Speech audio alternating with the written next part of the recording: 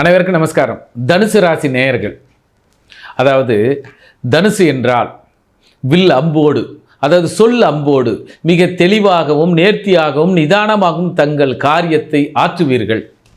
இறைவன் அருளோடு குலதெய்வத்தின் ஆசியோடு உங்கள் குழந்தைகளின் வளர்ச்சிக்கு அரும்பாடுபடுவீர்கள். இப்பொழுது காலம் தனுசு ராசி நேயர்களுக்கு மாபெரும் பொற்காலம்.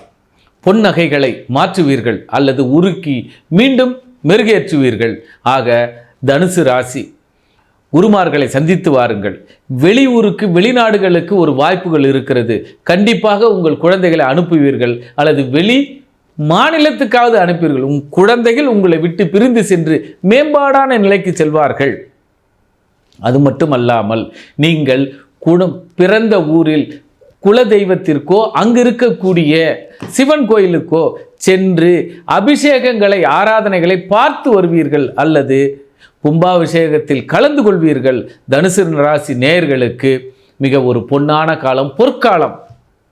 இதுவரை இருந்த கற்காலங்கள் மாறி தடையாக இருந்தது மாறி இனி பொற்காலமாக இருக்கும். ஏனென்றால் சீரும் சிறப்பும் கௌரவிக்கப்படுவீர்கள். எப்படி? இப்போ உதாரணம், பாராட்டுகளும் பட்டங்களும் உங்களை தேடி வரும். தேடி வந்து நம்ம அப்பல நல்லா இருக்கியா, நல்லா இருக்க, உன்னால நான் நல்லா இருக்கேன், நல்லா இருங்க. அதாவது பிறர் உங்களை வாழ்த்து விட்டு செல்வார்கள். அந்த வாழ்த்து உங்களுக்கு மட்டுமல்லாமல் உங்கள் குழந்தைகளுக்கும் உங்கள் வம்சத்திற்கும் சாரும். ஏனென்றால் தனுசு பாக்கியங்கள் நிறைந்தது. அந்த பாக்கியம் இப்பொழுது மேம்பாடாக மலரும்.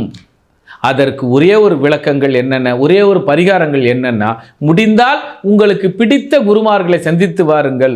இல்லையேல் உங்களுக்கு புராதனமான ஒரு சிவன் கோயிலுக்கு சென்று உங்கள் குழந்தைகள் பேரில் அர்ச்சனையும் அபிஷேகமும் செய்து வாருங்கள். உங்கள் எண்ணங்கள் ஈடேறும். தனுசிற்கு பொற்காலம் பொன்னான காலமாக இருக்கும்.